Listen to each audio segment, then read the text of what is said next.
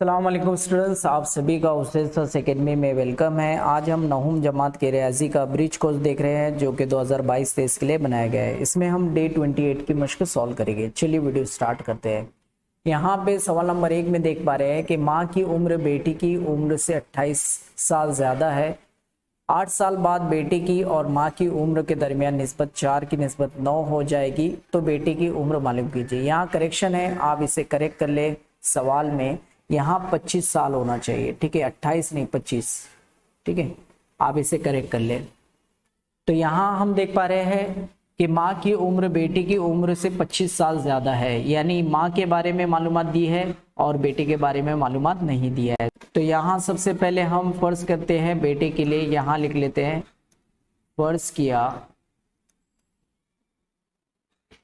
बेटे की मौजूदा उम्र x साल है। इसी तरह माँ की उम्र क्या होगी, लिख लेते हैं माँ की मौजूदा उम्र बेटी की x है। तो देखिए क्या बताया, माँ की उम्र बेटे से 25 साल ज्यादा है, तो यहाँ x + 25 लिख लेते हैं क्योंकि 25 साल ज्यादा है, ठीक है, ये माँ की उम्र है। अब देखिए 8 साल बाद बोल रहा है, तो यहाँ लिख लेते हैं हम लोग 8 साल बाद, ठीक है। अब 8 साल बाद दोनों की उम्र में फर्क आ जाएगा। बेटी की उम्र मौजूदा है x साल है, तो 8 साल बाद उसमें 8 जमा करना पड़ेगा, ठीक है, क्योंकि 8 साल वो बढ़ जाएगा। तो यहाँ लिख लेते हैं बेटे की उम्र क्या होगी भाई, 8 साल बाद x + 8, ठीक है। इसी तरह से जब बेटी की उम्र 8 साल बाद बढ़ेगी तो माँ की उम्र भी बढ़ेगी, तो यहाँ लिख लेते हैं माँ की उम्र कितनी रहेगी। देखिए पहले ऑलरेडी कितनी थी, x + 25 है ना, उसमें 8 साल बढ़ा दो तो टोटल कितनी हो जाएगी, x + 33 33 है ना। अगर हम यहाँ पे 25 जमा 8 करते हैं तो हमें 33 हासिल होता है। तो देखिए 8 साल बाद बेटी की उम्र x + 8 है और यहाँ माँ की उम्र x + 33 है। तो यहाँ पे 8 साल बाद बोल रहा है कि बेटी की उम्र और माँ की उम्र के दरमियान की निस्बत कितनी है, 4 की निस्बत 9 है। तो हम यहाँ पे दी गई शर्त के मुताबिक लिख लेते हैं, क्या शर्त है कि 8 साल बाद उनकी जो उम्र है यानी x + 8 अपॉन ये माँ की उम्र x + 33, हमें क्या हासिल होता है 4/9। चलिए यहाँ तीसरे ज़रब करते हैं, तो x + 8 9 से ज़रब करेगा, यहाँ मैं लिख लेता हूँ 9 ब्रैकेट में x + 8, ठीक है। फिर 4 से कौन ज़रब करेगा, x + 33, चलिए इसे ज़रब कर देते हैं। तो ये बाहर वाला इससे ज़रब करेगा फिर इससे, तो 9 ज़रब x हो जाएगा 9x और 9 8 72। इसी तरह 4 ज़रब x करेगा, x के साथ 4x हो गया, फिर इससे ज़रब करेगा, तो यहाँ 33 चौक हो जाता है 132, ठीक है। चलिए x वाली रुकनों को एक जानिब कर लेते हैं, ये 9x हमने लिख दिया, ये इधर आएगा तो नफ़ी 4x हो जाएगा, जमा 4x था, इधर आया नफ़ी 4x, और इधर 132 है, इधर ये उधर जाएगा, जमा में है इधर, उधर जाएगा तो नफ़ी में, ठीक है। चलिए हम इनकी नफ़ी करते हैं तो कितना मिलेगा 5x, और यहाँ नफ़ी करते हैं तो ये 2 में से 2 चला गया 0 और 13 में से 7 चला गया 6। चलिए यहाँ पे ये 5 ज़रब कर रहा है, उधर जाएगा तो तकसीम में, तो 60/5 हम यहाँ पे लिख लेते हैं। चलिए इसके 5 से तकसीम करते हैं, 5 एका 5, 5 एका 5, 1 बच जाता है, ये 10 हो जाएगा, 5 दूनी 10। तो इस तरह मुझे x की कीमत मिल गई कितनी, 12। और देखिए अगर हम सवाल पे गौर करें तो बेटी की उम्र पूछा था और बेटी की उम्र के लिए हमने क्या लिया था, x साल, और x हमें मालूम हो गया, तो यहाँ लिख लें इस तरह बेटे की मौजूदा उम्र 12 साल होगी, ठीक है। नेक्स्ट सवाल नंबर 2, एक कसर का नसबनुमा शुमार कुनिंदा से 12 ज़्यादा है। यहाँ करेक्शन है, आप लोग करेक्शन कर ले। शुमार कुनिंदा से 2 तफरीक करे और नसबनुमा में 7 जमा करने पर हासिल होने वाली कसर 1/2 के मसावी होती है, वो कसर मालूम कीजिए। देखिए अगर हम पहले सेंटेंस पे गौर करें, एक कसर का नसबनुमा शुमार कुनिंदा से 12 ज़्यादा है, तो यहाँ पे शुमार कुनिंदा के बारे में मालूमात नहीं दी है, यहाँ नसबनुमा के बारे में मालूमात दी है। तो हम शुमार कुनिंदा को x फर्ज कर लेते हैं, यहाँ लिख लेते हैं फर्ज किया कसर का शुमार कुनिंदा बराबर x और नसब नुमा बराबर, देखिए शुमार कुनिंदा x ले रहे हैं तो नसब नुमा उससे 12 ज्यादा है, तो क्या लिखेंगे हम लोग x+12। ठीक है, अब आगे कह रहा है कि शुमार कुनिंदा से दो तफरीक करें। यहाँ ये जो हमने शुमार कुनिंदा x लिया उसमें दो तफरीक करना है हमें, तो यहाँ लिख लेते हैं शुमार कुनिंदा से दो तफरीक करने पर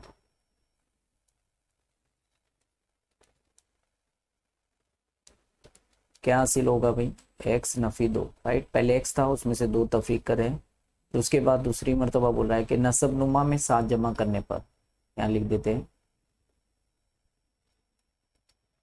नसब नुमा में 7 जमा करने पर। पहले नसब नुमा क्या था, x+12, उसमें हम अभी क्या कर रहे हैं 7 जमा कर रहे हैं, तो देखिए x+12+7 टोटल कितना हो जाएगा x+19। ठीक है, ये नया वाला नसब नुमा है, हम 7 जमा करने के बाद हमें हासिल हो रहा है। अब दी गई शर्त के मुताबिक लिख देते हैं हम लोग यहाँ पे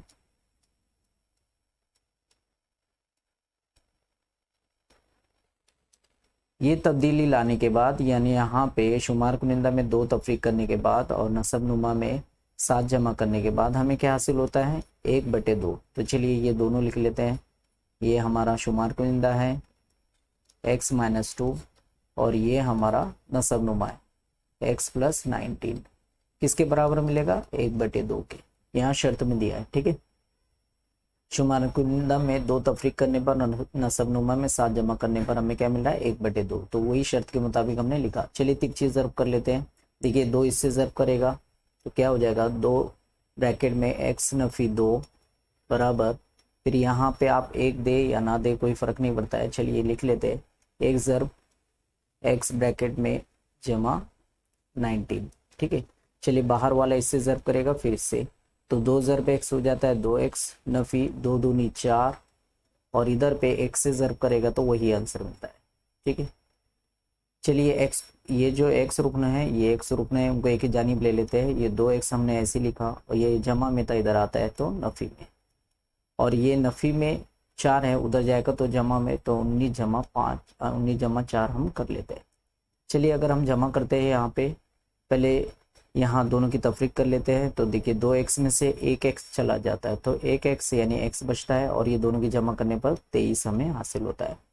तो x मिल गया मुझे, और x मैंने क्या फ़र्ज किया था शुमार कुनिंदा। ठीक है, तो वो कसर देखिए, वो कसरों में शुमार कुनिंदा क्या रहेगा x और नसब नुमा क्या रहेगा x+12, ये वो कसरा है। ठीक है, स्टार्ट में जो हमने लिया था, तो इसी के अंदर हम लोग ये सब तमाम तर चीज़ें रखेंगे। चलिए ये हमारा मिल गया भाई, हम इसे लिख सकते हैं कि एक जो मिला है वो हमारा शुमार कुनिंदा है। ठीक है, इसी तरह हम क्या मालूम करते हैं नसब नुमा।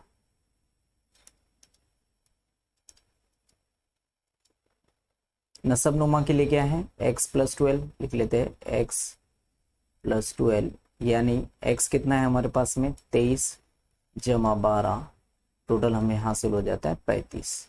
ठीक है, तो यहाँ शुमार कुनिंदा और नसब नुमा दोनों भी हमें मिल गए, तो हम लिख सकते हैं कसर बराबर शुमार कुनिंदा ऊपर की जानिब लिखा जाता है 23 लिख दे, और नसब नुमा नीचे की जानिब 35। तो इस तरह वो कसर क्या होगी 23/35। सवाल नंबर 3 सॉल्व करते हैं। जोसेफ का वजन उसके छोटे भाई के वजन से दुगना है, दोनों का कुल वजन 63 किलोग्राम है, तो जोसेफ का कुल वजन मालूम कीजिए। देखिए बहुत ही आसान है, यहाँ पे जोसेफ का वजन उसके छोटे भाई के वजन से दुगना बता रहा है, यानी जोसेफ के वजन के बारे में मालूमात दे रहा है, तो फिर किसके बारे में मालूमात नहीं दिया है उसके छोटे भाई के, तो हम उसे ही फर्ज करते हैं, उसके वजन को हम फर्ज करेंगे x, छोटे भाई को। ठीक है, तो यहाँ लिख लेते हैं फर्ज किया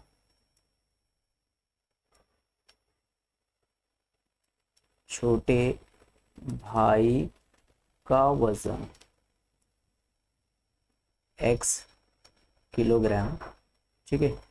तो फिर जोसेफ का उसका दुगना है, ठीक है, तो लिख लेते हैं पहले जोसेफ का वजन उसका दुगना है, यानी हम क्या करेंगे 2 से ज़र देंगे तो 2x लिख सकते हैं, ठीक है। ये जोसेफ का वजन हुआ। और पहली कंडीशन में क्या दे रहा है उसके मुताबिक लिख देते हैं, दी गई शर्त के मुताबिक क्या है, यहाँ शर्त दी है कि दोनों का कुल वजन 63 किलोग्राम है। तो देखिए ये छोटे भाई का वजन है, ये जोसेफ का वजन है, ये दोनों को मिलाकर कितना मिलता है 63। तो यहाँ लिख लेते हैं हम x + 2x = 63। चलिए दोनों की जमा कर लेते हैं, 2x + x हो जाता है 3x, इधर पे 63। ये यहाँ पे ज़र में उधर जाएगा तो तकसीम में, तो यहाँ लिख लेता हूँ मैं x = 63/3। चलिए इसे तकसीम कर लेते हैं, 3 × 3, 3 दूनी 6 और 3 × 3। तो यहाँ मुझे x मिल गया, x कितना है 21। चलिए देखिए ये x यानी छोटे भाई का वजन मुझे मिल गया, लेकिन मुझे जोसेफ के वजन के बारे में पूछा है, तो मैं यहाँ लिख लेता हूँ जोसेफ का वजन कितना था 2x। तो देखिए यहाँ पे मैं सिंपली x मुझे मिल चुका, उसकी कीमत रख देते हैं। सो 21 2 ज़ा 21 दूनी 42, ठीक है, किलोग्राम। ये जोसेफ का वजन आ गया और यही हमें पूछा था। इस तरह इसे सॉल्व करेंगे। अगर ये वीडियो आपको अच्छा लगे तो इसे लाइक करें और इसे ज़्यादा से ज़्यादा शेयर करें ताकि दूसरे तलबा को भी फ़ायदा मिल सके।